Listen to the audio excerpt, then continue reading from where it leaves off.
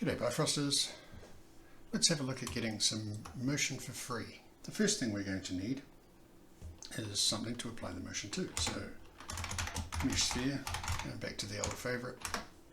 There it is. Let's get a terminal in here so we can see what we're doing. Let's plug that into the diagnostic. Let's give it a little bit more of a radius, and then we're just going to open up our transforms. So say I want to move this guy up and down. I want him to just move up and down. I want him to bounce.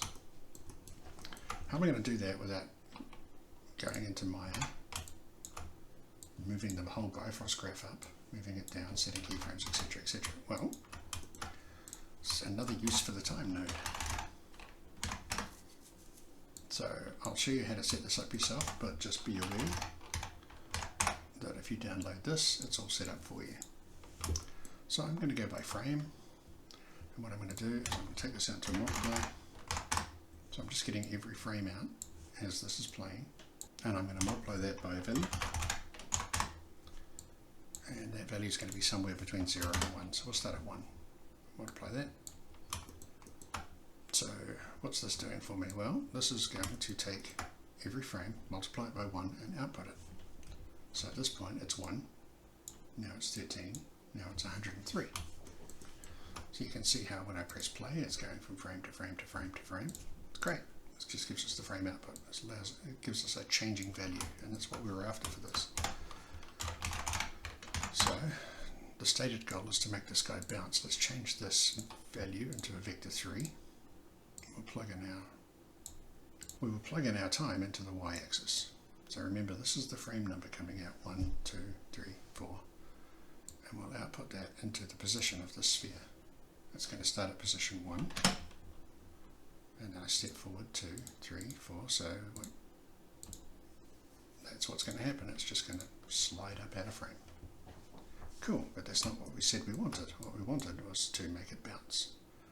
So for that I need something that will take a number and return to me a value between two numbers based on the number coming in. So now we hit the dreaded trigonometry, because the compound that does that is a sine, or the function that does that is a sine. So that's coming in, getting the sine of it, which is a number between -1 and 1. Let's double check that I'm putting the grid on, going back to that, and then there we go. So that's now bouncing. What if we want to make it bounce a bit bigger? Well, there's a value coming in. The sign of that value is a number between -1 and 1. So all we have to do here, multiply by a value, whatever number we want. Let's go with 5. So now, because this is between -1 and 1, and it's being multiplied by 5, it's now between -5 and 5, which you can see if I play it. Like so. It's a bit fast. So this is what this does. If we change this number to 1.2, that should play it at 1/5 of the speed. There we go. Because the number coming out of here is now this number multiplied by 0.2, so it's 1/5 of it. Still being put into the sign, which returns -1, but it just takes longer to get to a higher number, so it's slowing down. Alright? So there we go, we made something bounce without setting a single keyframe. Let's do something a little bit more interesting with it. Now if I take the sign again, and plug it into the X, now it's going to go from side to side. If I take sine's best friend cosine over here and pop that out to it, multiply that by the same number as we multiplied the sine. Oops, I put that into the wrong thing, didn't I? That goes in there, and that goes in there. And then let's plug this guy into the Z and see what happens. Now we have a circle. That is more interesting, Val. How about we get even more interesting? Let's say, get time warp out of the way. Let's put down a plane, and we'll get the points and normals. like we do, and a fractal noise. Great. All good so far. We'll just get a nice displace points.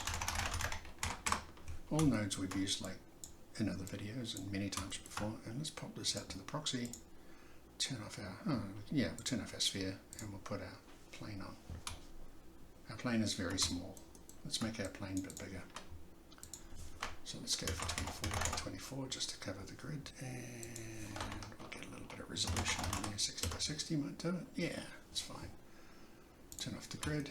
I will just quickly update the mesh normals just to be sure I'm not doing anything weird. Excellent. It's a lot more interesting than a ball going in a circle, right? So let's make it even more interesting. A bit more frequency, and sorry, number of frequencies, and we'll take the frequency down. So now we've got something that, if we give it a lot more resolution, we can get to look somewhat like a bit of a landscape. It's a bit chunky because I've put a lot of resolution in, maybe too much. Awesome. Let's go from there. So there we go. So I can use just exactly the same system. I'm just going to copy and paste this down here. And I can put it into any one of these. So let's say, what should we do? Let's do the frequency. Still at 0.2, so it's still nice and slow. What's going to happen is the frequency is going to increase very, very quickly. So let's make that a much smaller number and see what happens. So you can see the frequency increasing there. Great. I can say, you know, I don't really want it to be much more than that. So I can throw a watch point in there. And then I'll get 0.104. Great. So let's just grab this and we'll clamp it.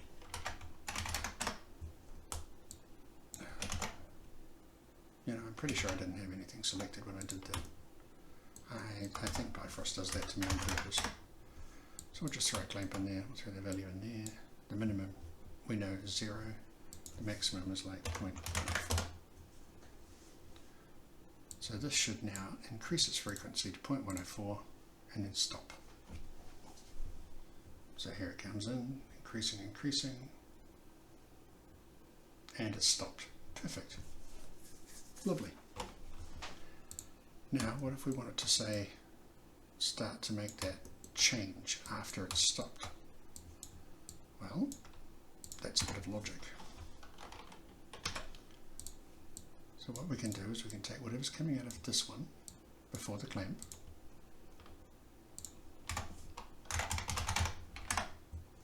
and say, hey, are you greater than 0.104?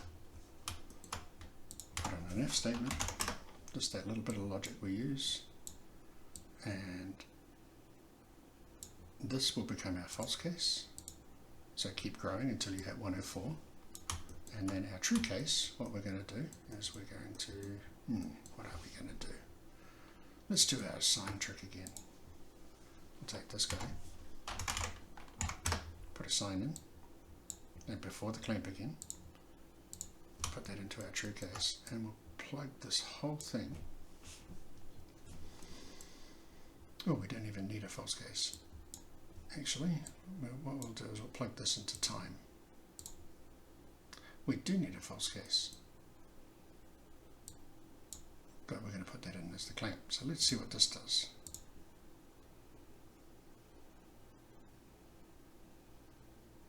Once it stops, that didn't quite work, did it?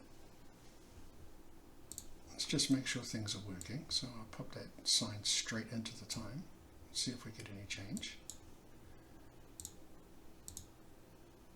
We do, you can see it changing there. So let's go back and look at our logic really quickly. So what this is saying is this greater than 0.104? If it's true, I want the sign to come out. If it's false, I just want the clamp to come out. Let's change the false case to a single value, just 1. And we'll plug that back into time. And let's get this down to about half of it. Let's see what happens. Maybe that's not quite true, but that being said, I'm still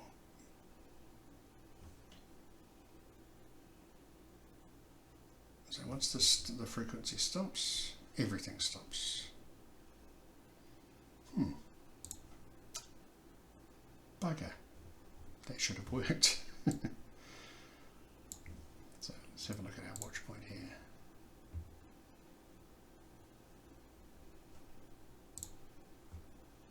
It should be 1. It should stay 1 until the frequency stops, and then those numbers should change, and they are.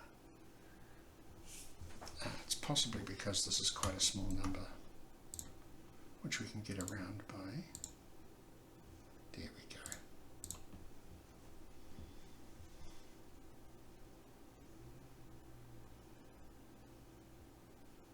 Still, there we go.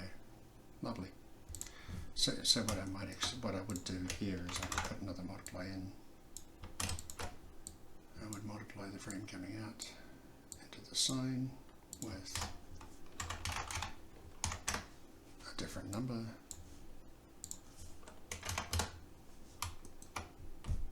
Like that. And I might change this so everything happens a bit quicker, so 0.051. And what's really nice is I don't have to go through and keep setting numbers all the time. I can put a number into the max and use that same number into the second of the greater than. So if we change this number to 0.051, like that, this is now controlling the value it clamps at and whether the output is greater than that value.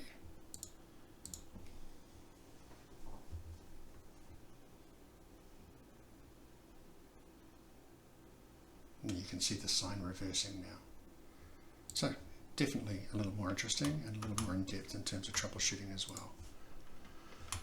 Okay, so that was just a really quick introduction of using your time node to provide yourself with some keyframes. Here's our circle again. Just do that so you can see it better. And here's our funky fractal, doing funky fractal stuff. You don't have to just do this, do sines, cosines, positions on a sphere or fractals. Anything that takes a float or can be converted. For example, I converted it into a vector up here to do it. We'll take this. You can use this setup here, which is just take the time, multiply it by a number. You can also speed it up. Anything above 1 will speed it up. Or you can use my time warp. Alright, well, I hope that all helped. And I'll leave you there. Have a good one.